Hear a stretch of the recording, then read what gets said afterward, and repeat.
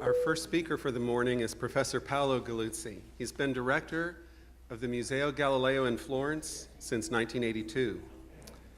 The Museo Galileo is one of the foremost international institutions in the history of science, the leading research center for Galileo studies in the world, and our chief international partner in the Galileo's World exhibition.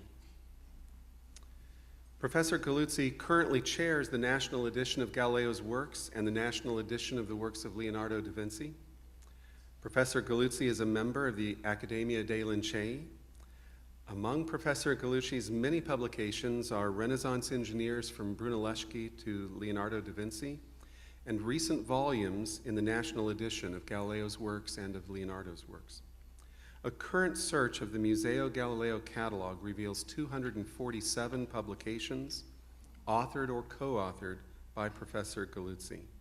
So I'm particularly excited for today's presentation on the new Galileoteca digital library, a research tool that will transform scholarship in the history of science for this period.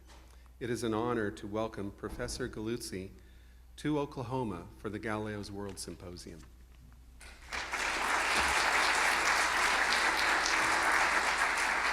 Thank you, Kerry.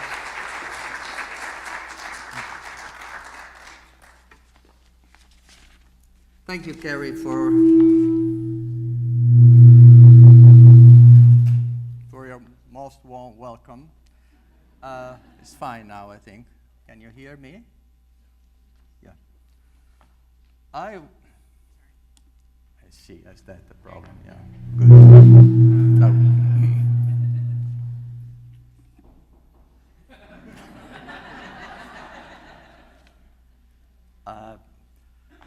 Well, it's a privilege to be here, and I would like, first of all, to express my deepest personal appreciation, and that of the Museo Galileo in Florence, for the important events that have been organized by the University of Oklahoma to spread the knowledge of fundamental aspects of Galileo's works and to promote research on his intellectual legacy.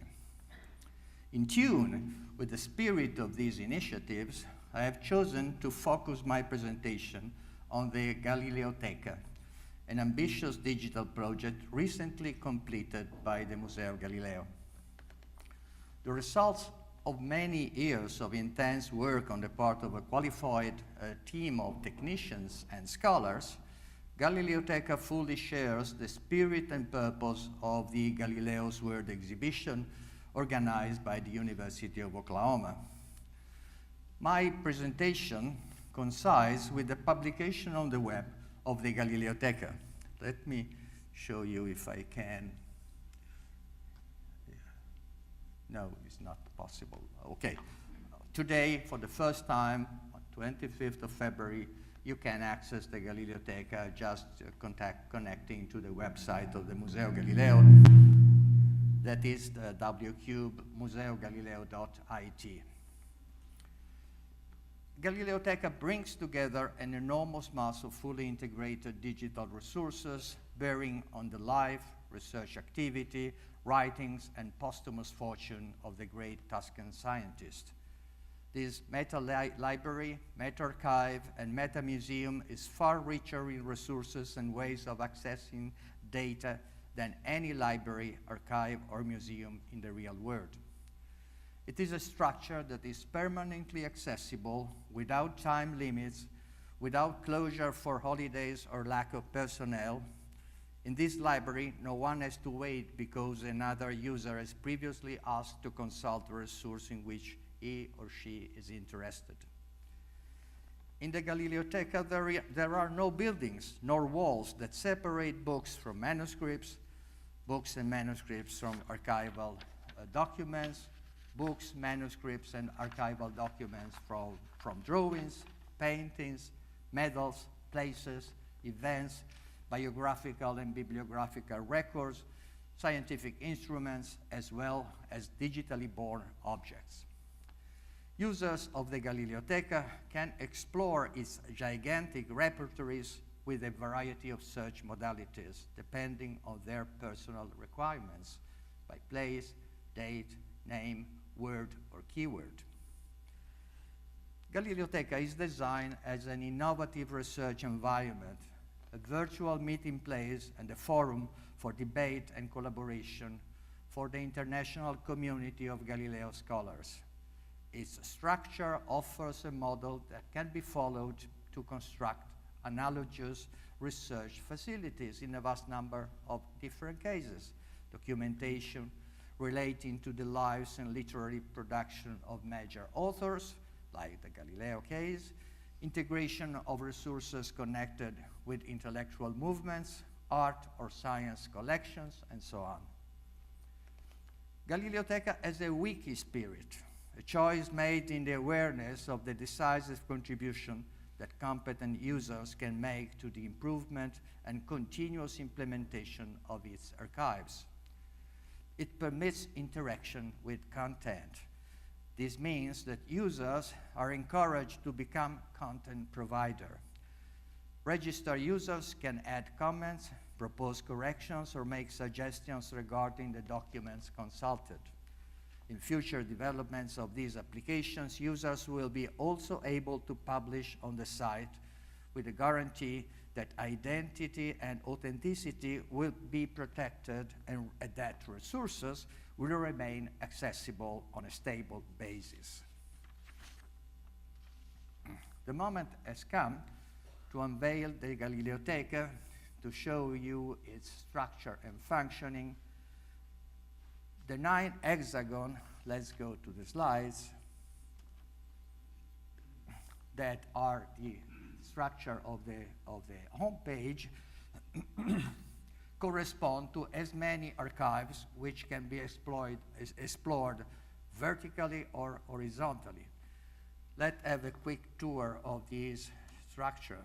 You have a manuscript and documents archive, which is containing the whole collection of authentic orthograph or copied documents of Galileo, a chronology with at least more than 4,000 events in the life of Galileo. Each one of these events is connected to the document that testify it. You have about, excuse me, you have in biographies about 1,600 biographies of people that in different ways have been connected to the biography of Galileo. You have a bibliography of Galilean studies, which is listing over 21,000 works from the end of the 15th century to the 16th century up to today. You have the full list of the books owned by Galileo, each of which are accessible directly. You can consult them on your screen. You have a terrific instrument to access transversal information, which is 42,000 ways of entering the information stored into the Galileoteca. You have a virtual museum of which presents all the instruments and the working of the instrument conceived or invented by Galileo. You have a list of about 1,500 places that have to do with the biography of Galileo. Then you have a full iconography, and you have also in yellow the basic resource of this structure, which is the full text by Galileo, correspondence, and the lexicon to be able to make a search through lemma or forms through the entire collection of Galileo's works and correspondence and documents. Finally, it's possible to launch integrated search through any 2, 3, 4, all the archives. In order, that is a horizontal way of searching through the resource.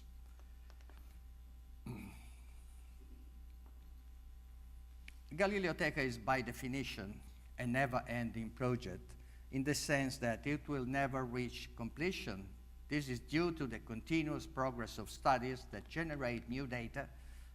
It's enough to think of the bibliographical records that every day got something new, or that highlight new connection between data. Before offering you an inevitably brief exploration of the Galileoteca, I must disclose the second circumstance that led me to choose today, 25th February, to publish this resource on the web.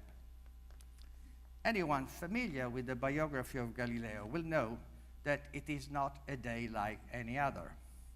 Exactly 4 centuries ago, on 25th February 1616, on the explicit instruction of Pope Paul V, the Congregation of the Holy Office in Rome declared Copernican doctrine not only erroneous, but also formally contrary to the assertion of the Holy Scripture, and therefore heretical. It was consequently decided to prohibit the thesis of the central position of the Sun in the universe as philosophically absurd and formally heretical. The mobility of the Earth was treated slightly less severely. While qualified as philosophically absurd, it was simply suspected of heresy. When that decision was made, Galileo had been in Rome for more than 2 months. He had undertaken a tiring journey from Florence in the desperate attempt to convince the Church not to pronounce the sentence of prohibition on Copernican doctrine. Galileo had enthusiastically defended Copernicus' conception in printed and manuscript works, showing how the sensational celestial discoveries, thanks to the telescope, had provided tangible evidence of the truth of the Polish astronomer's conception of the universe. This is not the occasion, nor I would have the time, to offer you a detailed reconstruction of the events that took place in Rome during those dramatic weeks of the winter of 1616, 4 centuries ago. I will limit myself to recalling that on 25th February, Cardinal Giovanni Garzia Millini informed the fathers of the Congregation of the Holy Office that after examination by a commission of theologians of the thesis of the centrality of the Sun and the motions of the Earth, the Pope had directed Cardinal Bellarmino to summon Galileo and to admonish him to abandon the pernicious and damnable Copernican system. The Cardinal gave precise instructions on the procedures to be followed to implement the decision of the supreme head of the Church. If, after being admonished, Galileo showed himself willing to abandon the erroneous Copernican visions, no further action would be required. If, on the other hand, he resisted or tried to defend those doctrines, the commissary of the Holy Office was to formally notify him of the injunction of the congregation to neither hold, nor teach, nor defend the Copernican doctrine in any way. If not even the formal notification of the injunction convinced Galileo to submit, he would have to be imprisoned. The resolution of the Congregation of the Holy Office was put into effect the following day, the 26th February. In an uncommonly discreet manner, Galileo was famous throughout Europe as a scientist. Moreover, the official mathematician and philosopher of the Grand Duke of Tuscany, he was a protege of a Christian prince descended from a noble family, the Medici, who had produced 2 popes and numerous cardinals. Finally, his arrival in Rome had been preceded by warm letter of recommendation from his patrons to influential cardinals. Taking into consideration his special status, it was decided not to attract too much publicity to an injunction that threatened to damage not only Galileo's reputation, but also that of his authoritative patrons. For this reason, he was summoned not to the seat of the Congregation of the Holy Office, but to the private house of Cardinal Bellarmino. The minutes of that meeting, preserved in the Vatican Secret Archive, enabled a reconstruction of the course of event that day. Bellarmine admonished Galileo. Immediately afterwards, the commissary of the Holy Office notified him of the injunction not to hold, teach, or defend the Copernican doctrine in any way. He specified if the Tuscan scientist did not submit, he would be subjected to a formal inquisition by the Holy Office. The same document states that Galileo acquiesced. The next day, 27 February, Bellarmine reported to the congregation that he had carried out his orders and that Galileo had submitted. It is noteworthy that the cardinal made no mention of the formal notification of the injunction by the commissary of the Holy Office, even though the commissary was present at that meeting. This apparent contradiction, and above all the fact that the document of the 26th February containing the text of the admonition and of the injunction is not signed either by Galileo or the commissary, has led many scholars to consider it a fake that was put together in the course of the 1633 trial of Galileo to demonstrate that the accused was a repeat offender, as he had already been formally admonished to abandon the Copernican doctrine on a previous occasion. A few days later, on 5th March, the Congregation of the Index of Prohibited Books published a decree which was circulated within the Catholic world, prohibiting as heretical two different types of publications. The first of these was a series of texts by Protestant authors severely criticizing the Church of Rome and the Pope. The second consisted of 3 books that claimed the truth of the pernicious and heretical doctrine of Copernicus. In reality, only one of these 3 books was formally prohibited. This was the letter on the opinion of the Pythagoreans by Paolo Antonio Foscarini, is on display in this beautiful exhibition, published in 1615. In that book, the Carmelite friar had tried to show that when Holy Scripture was interpreted correctly, it did not contradict heliocentrism. On the other hand, the commentary of Job by Diego de Giudica and another work, the one that had given rise to the scandal, the De Evolutionibus by Copernicus, were just suspended until measures were taken to expunge the passages in which the central position of the sun in the universe and the motions of the earth were defended. As a token of respect for his influential patrons, the decree published on 5th March did not mention the name of Galileo. The consequence of an affair in which Galileo was the central mover were thus paid by 2 others who had died long before, like Diego de Giudica and Copernicus, and the poor Calabrian friar who had tackled those delicate problems motivated by a sincere religious spirit. The episodes I have mentioned are only the concluding ones of a complex sequence of events. They have given rise to heated debates that have still not died down. In order to evaluate those events with the objectivity required of an historian, it is necessary to repeatedly consult a vast documentation. Galileo's texts in defense of the Copernican conceptions, as well as those of the numerous authors who opposed him or subscribed to his arguments. That is, to consult manuscripts, letters, archival documents, plus the enormous historical literature on those episodes. It is a long and complex task, even for someone working on the privileged premises of the University of Oklahoma with its exceptional bibliographical resources. I am confident that Galileoteca will effectively contribute to overcoming these challenges.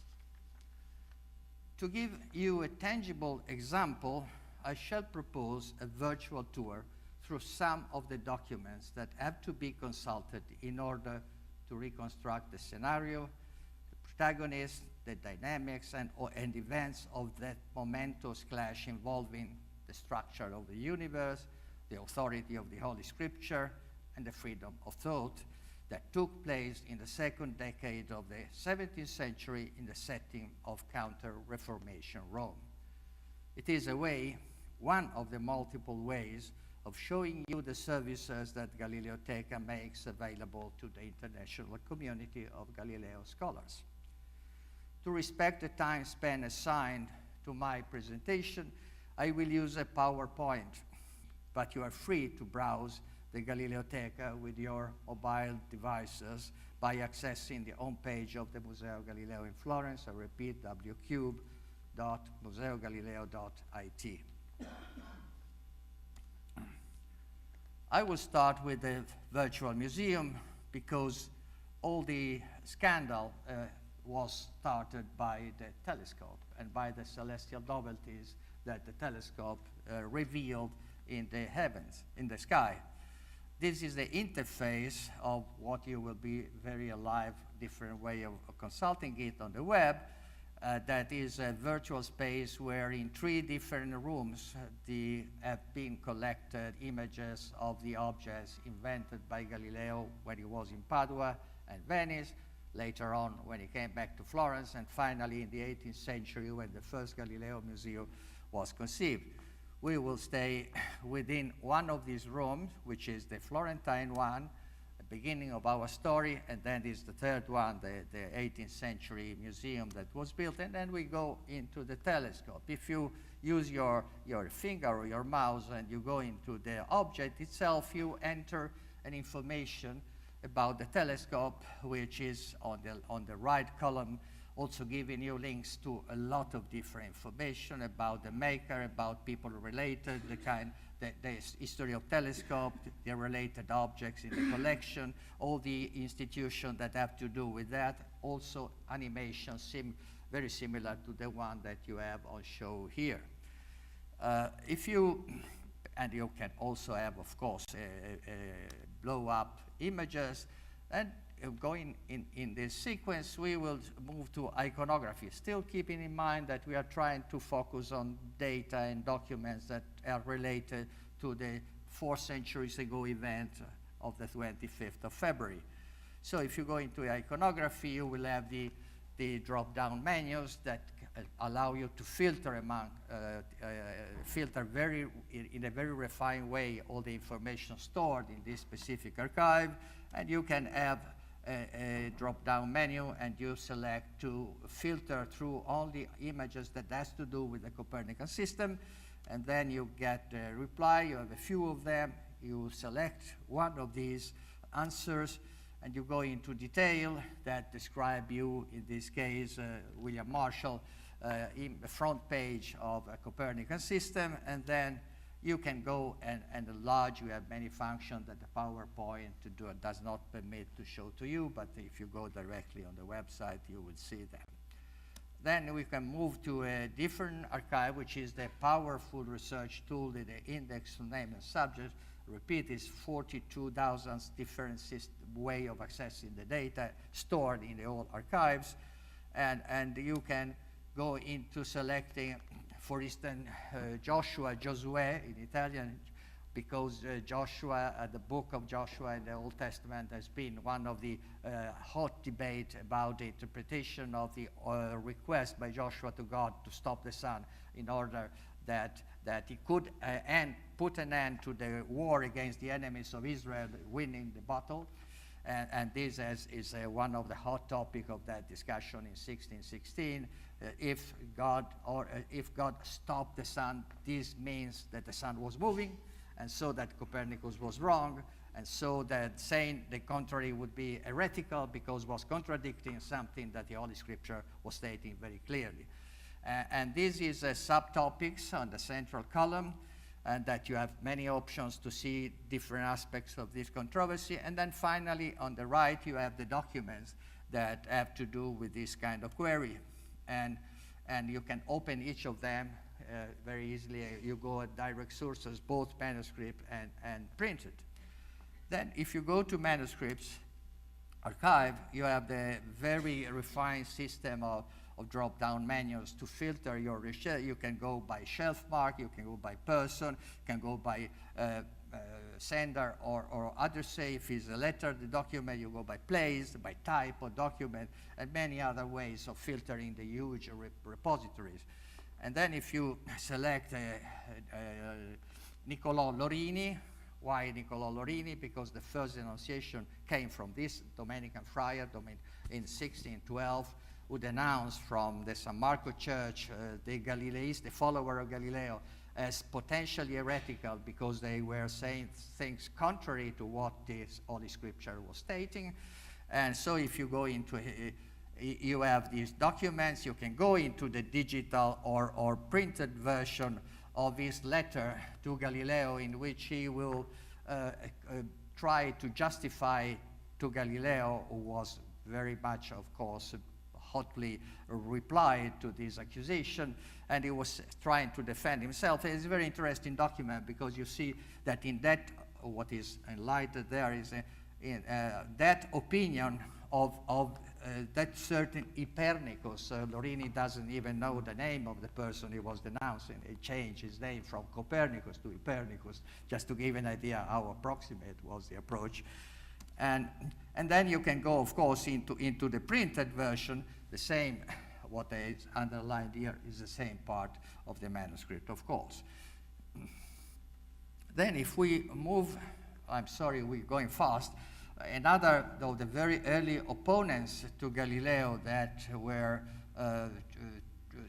suggesting that was not simply wrong, philosophically wrong, the opinion of Copernicus, but was especially dangerous for the faith, was Ludovico delle Colombe, who wrote a treatise against the motion of the earth that you can see in Galileo. This is the description, and you have many links in this page that you can go, and this is very interesting. You see, you pointed on the right to the feedback, just to show what I was mentioning before, that users can become content provider, opening a window in which they can store their name, date, and their comment. They can say, this is wrong, I suggest a different reading, any comment that would be appropriate to implement the data, and this will be maintained in the system, and the follower the user coming afterwards will be able to read both the provided information plus the observation on the part of the users. This is a very important thing because this will grow the archive and will make a kind of community tool. Then you have the description, and you go into digital library, and you, of course, can read both the original of this treatise and the enlargement of the marginal note that Galileo himself was doing, reading this text with great care, of course. If we go into chronology, so we are making now a very quick exploration. It would take so much time to show everything. And if you select exactly, you see in the drop-down menu, I have selected a name, Lorini, the same name, and I have made a search. I have got 7 results. I select one of those results, and this is very important for the story I was mentioning before, because it's a document of the 7th of February of 1616, which is the formal denunciation by this Dominican friar of Galileo to the Inquisition. It's at the beginning of the so-called first trial of Galileo. And of course, as in all other cases, you can go into the document, you can read it, both in manuscripts and in printed form. And if we move now to Places Archive, you will see that the Places Archive can be organized into 3 different modes of access. You can go either by tree, which is a classified hierarchical order. That means that if I open Florence, I will have all the churches of Florence below, and I will not be able to search Santa Maria Novella, one church directly. Or you can go into a list. In this case, you can make a query of Santa Maria Novella directly, or one of the Church of Florence. Or you can go through map, and you can visualize in the map the place you want to consult. So if I go to the map, I will see that I was looking for the convent of San Marco in Florence, where Lorini was a Dominican friar, and was in that very convent that the first denunciation of Galileo as potentially heretical author was made in 1612. And then you can go into a gallery and see, if you are not familiar with Florence, with the San Marco, you have a gallery of images about the church of San Marco in Florence, and you have a possibility of selecting one of these images, and you see the facade of the church, which is very difficult from today, of course, at the time of Galileo, and is also evoking the burial of Saint Cosmas and Damianus. And finally, you can go into details of the same problem. You will have a text in which all the connections of this document with the other archives is highlighted. You see I've selected the Caccini, Tommaso, another Dominican, the one that was very important, prominent figure in denouncing Galileo to the Inquisition. And you can read a biography of him, or you can go into you see, you cross from archives horizontally from one to the other. And you can go into Caccini, and you have in this index all the subtopics, many subtopics, because he's a major figure. And then you have all the list of documents that are related to Caccini and to the subtopics of the Caccini that I have selected. And you can go into any of them and read them. And you can also read the biography of Caccini. There are 1,600 biographies stored in this system. And then you can go again, select the denunciation that Caccini made from the pulpit of another Dominican church in Florence, Santa Maria Novella, a very important and beautiful church, of course, and the reply that he get from being called to Rome after the denunciation to make a formal denunciation at the Holy Office of Galileo's and Copernicus. You see, this is the document, is the minutes of the Inquisition, of the deposition of Caccini to the Holy Office. I compare it. He appeared in person in Roma in the palace of the Holy Office, and he starts his record of his deposition against Galileo, in which he considered Galileo an heretical and a dangerous person for the faith. And then we can go to integrated search, because we have been exploring in a transversal way many of the archives, but there is also a modality to go through making queries that go through the 10 archives horizontally, and you get results immediately for all of them. So if I go here, I can select, you see, any of these, all of them, 2 of them, 3 of them. In this case, I show the working when you select the chronology and documents archive, still keeping in mind that we are following the path of a 1616 event that I was evoking before. And so I have made a filter here for date, and the filter is exactly 25th February, 4 centuries ago, 26th of May, the same year, which is the time span in which this affair, the first trial of Galileo, developed. The 25th we have seen before is the day in which the congregation decided that Copernicus had to be prohibited. The May date is the date in which Cardinal Bellarmine gave to Galileo, upon his request, a certificate in which he was stating that Galileo was not formally condemned, nor that he had abjured, because his enemy were spreading news that Galileo had been formally condemned and he had abjured. And so Bellarmino released this certification to save the reputation of Galileo. If I make a query with this filter, I get in the chronology archive 25 results, and I get 4 results in the documents, and they are immediately listed below, and I can select any of these documents, as you have now become familiar, can go into the minutes of the meeting of the congregation of the Holy Office on the 25th of February, exactly 4 centuries ago, in which the decision was taken to prohibit Copernicus and to admonish Galileo. And so we can also look at the minutes of the moment in which, in the private mansion of Cardinal Bellarmino, Galileo was called upon and was formally admonished to abandon the Copernican idea. And you have the minutes in printed form and also in manuscript form. I think that this gives an idea of how, following a certain research project, you can use the resources stored in this tool and to have information that no library in the world can provide altogether. And we'll have so quick, and will be from your desktop whenever you are also in the train, or maybe whenever you have an access to the web.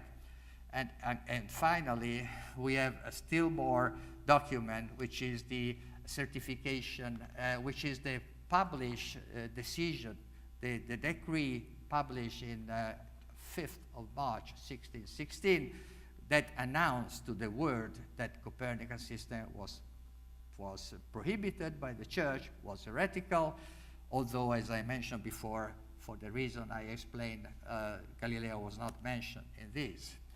And we can also go to the document that is the certification on the part of Bellarmino that Galileo had not been obliged to abjure and was not even condemned, and this is the document that I was mentioning before. So I think that you can go also in the Galilean bibliography with such an enormous amount of information. You can make a query through Inquisition, which is appropriate for the topic we are working on. You can get a very large number of answers, and because it's a very hot topic, Inquisition in the Galileo literature, then you can order that in different way. This way is by chronology, or in chronological order. You can select Areopagitica by Milton, and you can read the Areopagitica page by page, enlarging, downloading a PDF, or whatever you want to do. And finally, we go into the hub of all these system of information, which is text, correspondence, and lexicon. We will select, to be quick, just correspondence. We will see that you have a possibility of filtering by sender, per addressee, by date, the period of time. You have also language. You want just Latin or Italian letters. And you can sort in different ways, by date, by alphabetic order, and so on. So if I make a search, in this case, selecting a time span, which is the same we have been using, 25th of February, to the publication of the decree on the 5th of March, we will have 3 results, and we can also use a map assess showing you the relation between the change of correspondence around the country, in this case, Europe in other cases, and so you have a visualization of the traffic of letters in the period.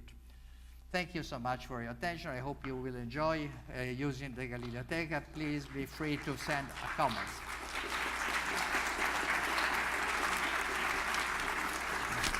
Can you stay for a couple questions? Sure. Oh, now.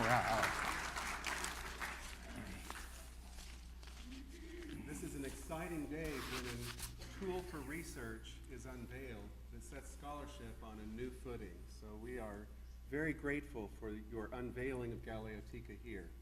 There's time for several questions.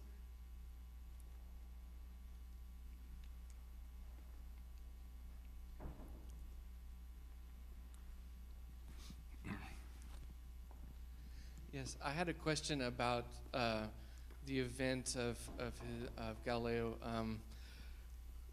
It's often a story that's repeated that as he was leaving and he had agreed with the authorities to stop and to admit that the earth is fixed, and yes, I agree, okay. But that on his way out that he said, and yet it still moves. Is this just a story, or did that actually happen? Well, the story was told in many different ways, but the substance is that Galileo did not accept that act. He could not formally refuse to say yes, because this was extremely risky. As I read the letter, the decision taken on 25th of February, there were 3 degrees. Admonish, and that's all.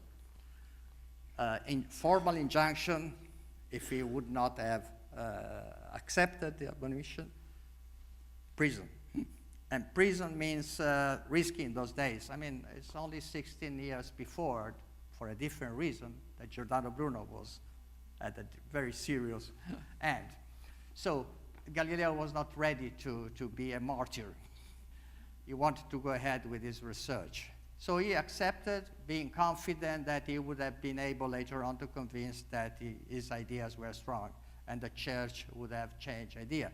And this is what happened when he came back to Rome with the new Pope, Urban VIII, in 1624, being confident that being in good terms with the new Pope, he could have finally convinced him to revoke this edict and leave free research for Copernicus.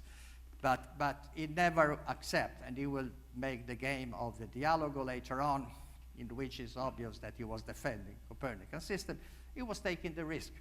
He was convinced that it's something he had to do, and he was so much confident that the reasons he had in his hands were strong that he was sure at the end he would have convinced the enemies.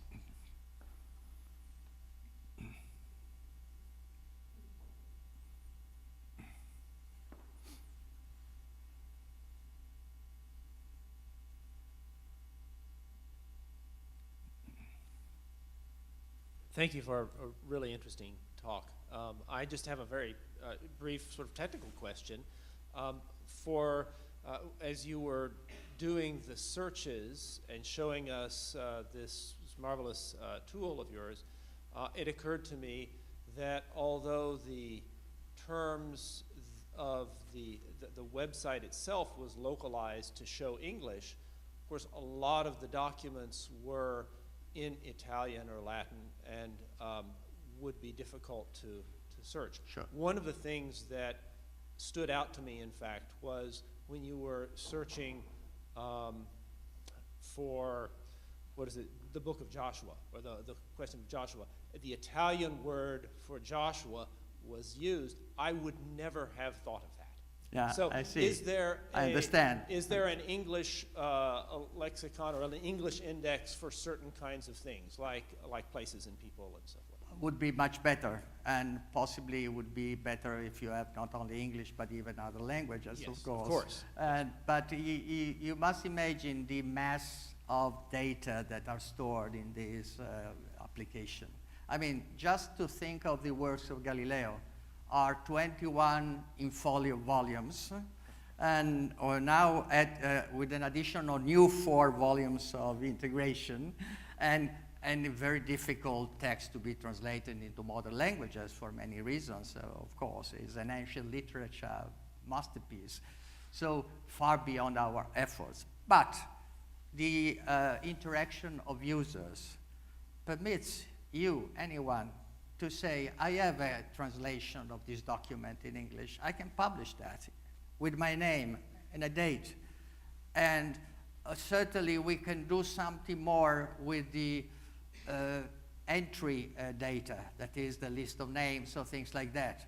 But that is complicated too, because you need to create an authority, multilingual authority, that would take lots of time. So I do not exclude that we can go on. The Galileoteca will stay there hopefully for decades, will be implemented, changed, and we very much rely on users.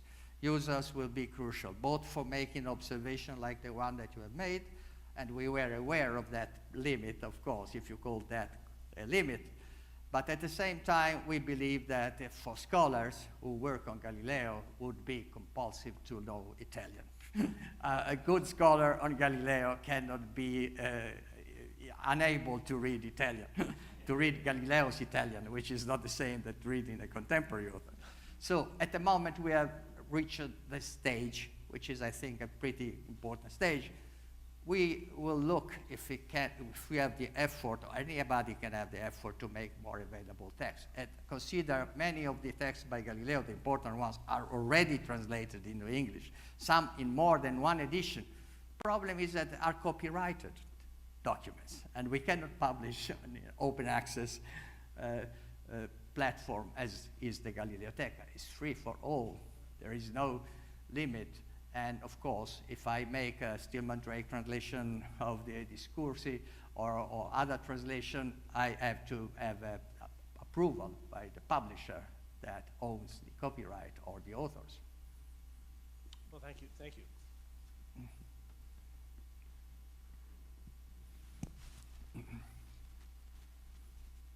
C'è.